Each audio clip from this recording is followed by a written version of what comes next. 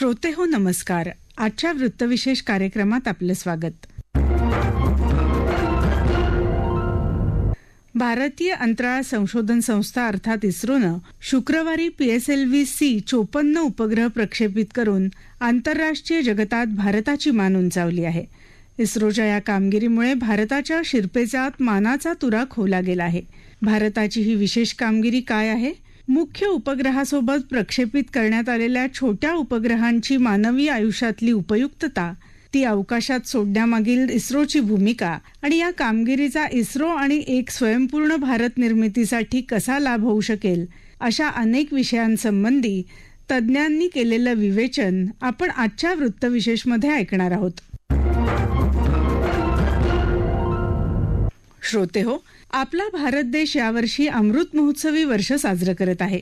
देशाला स्वातंत्र्य मिळाल्यानंतर गेल्या 75 वर्षांमध्ये भारतानं सर्व क्षेत्रात उत्तुंग कामगिरी करत आंतरराष्ट्रीय स्तरावर आपली खास छबी निर्माण केली आहे. याबाबत प्रधानमंत्री नरेंद्र मोदी यांनी आपल्या भाषणांमध्ये अनेकदा उल्लेख केला आहे. प्रधानमंत्री म्हणतात, प्रत्येक क्षेत्रातली भारताची कामगिरी केवळ उल्लेखनीयच नाही तर अलौकिक आहे. त्यामुळे भारत भविष्यात एक आर्थिक महासत्ता म्हणून जगासमोर उभा राहणार आहे. मोदी यांच्या या वक्तव्याचा प्रत्यय भारतीय अंतराळ संशोधन संस्थेनं नुकत्याच केलेल्या ऐतिहासिक कामगिरीमुळे पुन्हा आल्याचं पाहावयास मिळालं. इस्रोनं श्रीहरिकोटा इथल्या अंतराळ केंद्रातून PSLV-C 54 EOS-6 या उपग्रहाचं नुकतंच प्रक्षेपण केलं. त्यासोबत OceanSat-3 सह 8 नॅनो उपग्रहांचं प्रक्षेपण झालं. इस्रोचं हे यावर्षीचं 5वं आणि शेवटचं यशस्वी प्रक्षेपण होतं. इस्रोच्या PSLV रॉकेट लॉन्चरची ही 24वी मोहीम ठरली आहे. इस्रोनं प्रक्षेपित केलेले हे उपग्रह मानवी आयुष्यासाठी उपयुक्त ठरणार आहेत. याविषयी अधिक जाणून घेऊया आंतरराष्ट्रीय अंतराळ संस्थेचे अध्यक्ष आणि भारतीय अंतराळ संशोधन संस्थेचे माजी समूह संचालक डॉक्टर सुरेश नाईक यांच्याकडून. भारतीय अंतराळ संशोधन संस्था इस्रो हिने 26 नोव्हेंबर 2022 रोजी पुन्हा एकदा नवा विक्रम करत OceanSat-सह अन्य 8 उपग्रहांचं यशस्वी प्रक्षेपण केलं. PSLV या प्रक्षेपकाच्या माध्यमातून पृथ्वी निरीक्षण उपग्रह वेगवेगळ्या कक्षांमध्ये सोडण्यात आले. PSLV या प्रक्षेपकाचं हे 56वं उड्डाण होतं आणि या मोहिमेसाठीचे काउंटडाऊन जे होतं ते शुक्रवारी म्हणजे 25 नोव्हेंबरला सुरू झालं होतं आणि 26 नोव्हेंबरला पूर्वनिर्धारित वेळेनुसार साधारण 11:56च्या सुमारास हे उड्डाण पार पडलं. या उपग्रहांमध्ये इस्रोचा EO-6 किंवा OceanSat-3 हा मुख्य उपग्रह होता आणि याशिवाय इस्रोने भूतानसाठी तयार केलेला नॅनोलाइट 2 किंवा INS-2B हा उपग्रह आणि यासोबत नॅनो MX आणि APRS DG-PTER हे 2 पेलोडही होते. स्टार्टअपच्या उपग्रहांचं प्रक्षेपण मध्ये अन्य पेलोडमध्ये बेंगलोरमधील स्पेस स्टार्टअप पिक्सेल याच्या आनंद या उपग्रहाचा समावेशही होता. ध्रुव स्पेस या स्टार्टअपचे थाय बोल्ट हे 2 उपग्रह तसेच ॲस्ट्रोकास्ट हा टेक्नॉलॉजी डेमॉन्स्ट्रेटर उपग्रह याच्यामध्ये समाविष्ट होता.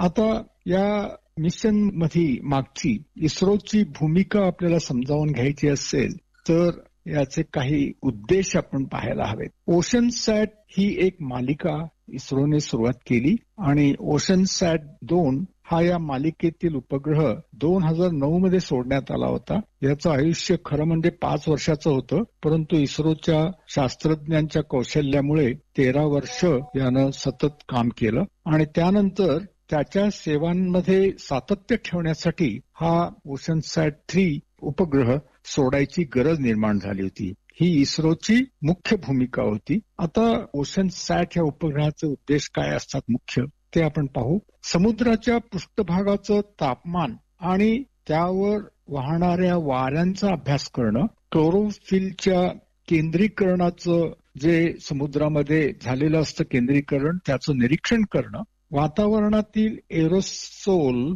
आणि पाण्यातील निलंबित गाळांचा अभ्यास करणं हे प्रमुख उद्देश होते. त्याचबरोबर आपण हा OceanSat 3 उपग्रह जो सोडण्यात आला त्याद्वारे मिळणारा जो डेटा किंवा माहिती असते त्याचे प्रमुख फायदे पण पाहूया. ओशनसॅट मधील स्कॅट्रामेटर नावाचा एक जो पेलोड आहे तर त्याद्वारे चक्रीवादळाच्या निर्मितीचा अंदाज लावण्यासाठी त्याचा उपयोग होऊ शकतो आणि त्यामुळे 24 ते 96 तास आधीच या सायक्लॉनचा अंदाज लावण्यास मदत होते. हे तंत्रज्ञान पूर्वी जेव्हा उपलब्ध नव्हतं तेव्हा समुद्र किनाऱ्यावरील भागामध्ये चक्रीवादळामुळे जीवितहानी आणि वित्तहानी मोठ्या प्रमाणावर होत असे. आता ही वादळे समुद्रामध्ये निर्माण झाल्यापासून ते किनाऱ्यापर्यंत पोहोचेपर्यंत त्यांचा मागोवा घेणं उपग्रह तंत्रज्ञानामुळे शक्य झालं आहे. शिवाय संभाव्य मासेमारी क्षेत्रांची ओळख आणि त्याच्याबद्दलची माहिती. आता समुद्रामध्ये ज्या भागामध्ये पाणी थोडंसं गरम असतं तिथे मासे एकत्रित व्हायची शक्यता असते आणि ही माहिती आपण उपग्रहाद्वारे कोळी या जमातीला देऊ शकतो आणि त्याचा मासेमारीला खूप उपयोग होतो. त्याचबरोबर किनारी क्षेत्राचा अभ्यास आणि हवामानाच्या अंदाजासाठी ही माहिती अत्यंत उपयोगी आहेत. हे झाले आपल्या ओशनसॅट ह्या उपग्रहाचे फायदे. दुसरा ऍक्च्युली फायदा असा की ओशनसॅट उपग्रहामुळे आपल्याला जी माहिती मिळते ती इतकी आता रिफाईंड म्हणजे त्याचं रेझोल्युशन इतकं खूप छान असतं तर त्याचा उपयोग लष्करी उपयोगासाठी देखील करून घेता शक्य आहे. श्रोते हो, चांद्रयान मोहीम असो वा मंगळयानाची यशस्वी कामगिरी असो किंवा PSLV 54 असो, भारतीय अंतराळ संशोधन संस्थेच्या उंच भरारीमुळे भारताला आता पृथ्वी आणि सागर अध्ययनासाठी सॅटेलाईटद्वारे तंत्रज्ञान निर्मिती सुकर होणार आहे. इतकंच नव्हे तर अंतराळात खाजगी उपग्रह सोडणाऱ्या देशांच्या यादीत देखील भारतानं आपलं स्थान निर्माण केलं आहे.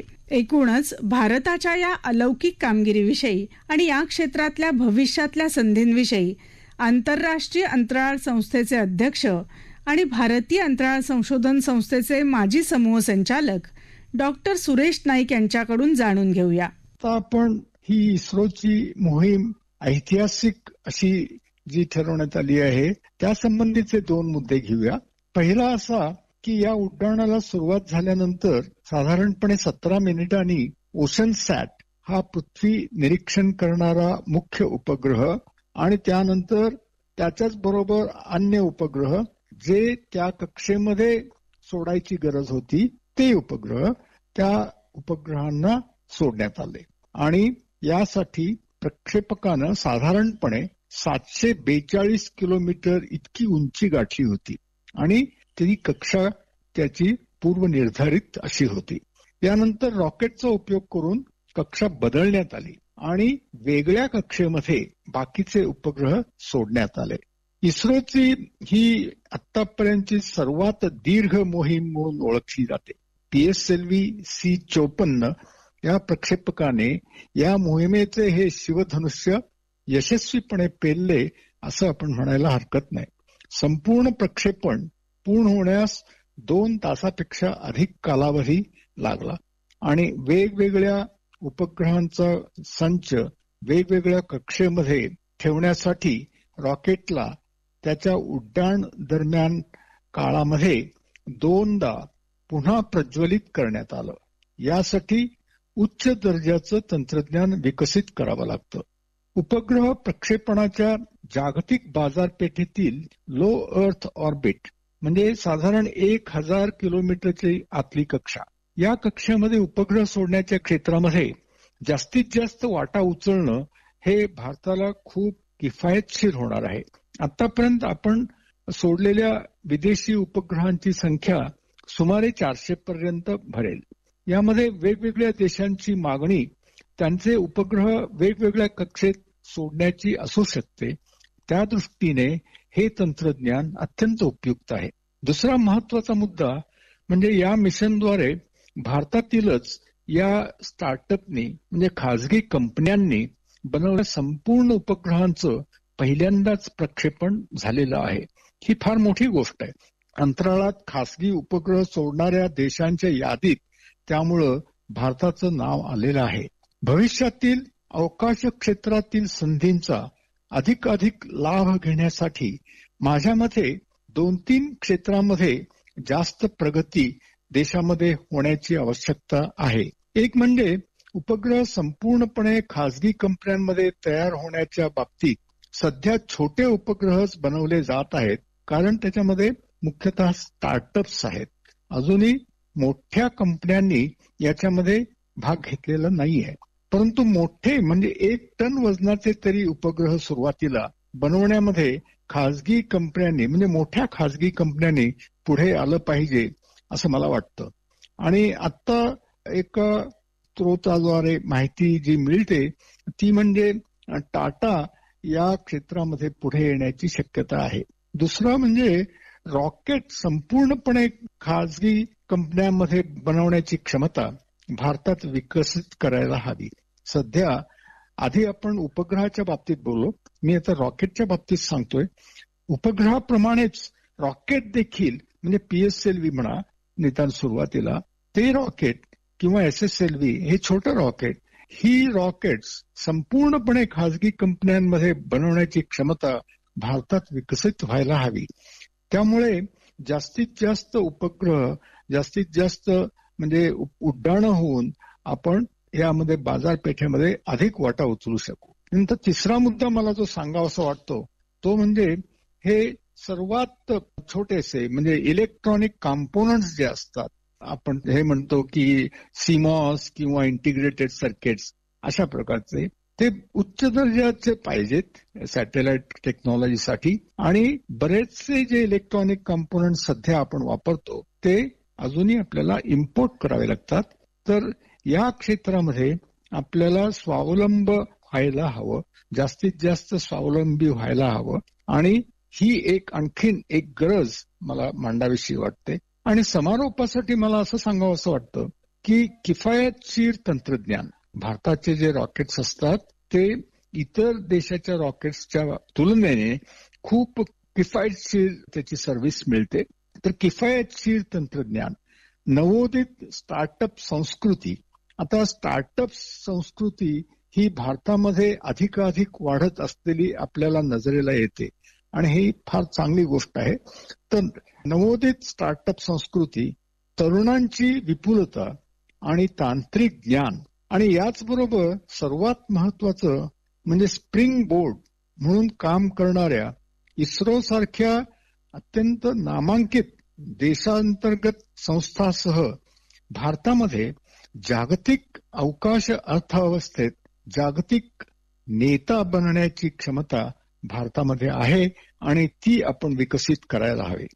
श्रोते हो, भारताच्या खासगी क्षेत्रानं डिझाईन आणि निर्मिती केलेलं पहिलं रॉकेट नोव्हेंबर महिन्यातच अंतराळात पाठवल्यामुळे इतिहास रचला गेला. त्या मागोमाग आता PSLV C-54च्या यशस्वी प्रक्षेपणामुळे प्रत्येक भारतीयाला अभिमान वाटत आहे.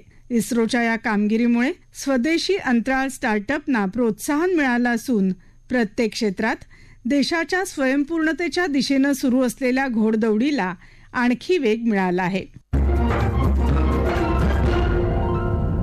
श्रोते हो, याबरोबरच आजचा वृत्तविशेष हा कार्यक्रम संपला. हा कार्यक्रम आकाशवाणी मुंबईच्या प्रादेशिक वृत्त विभागानं सादर केला.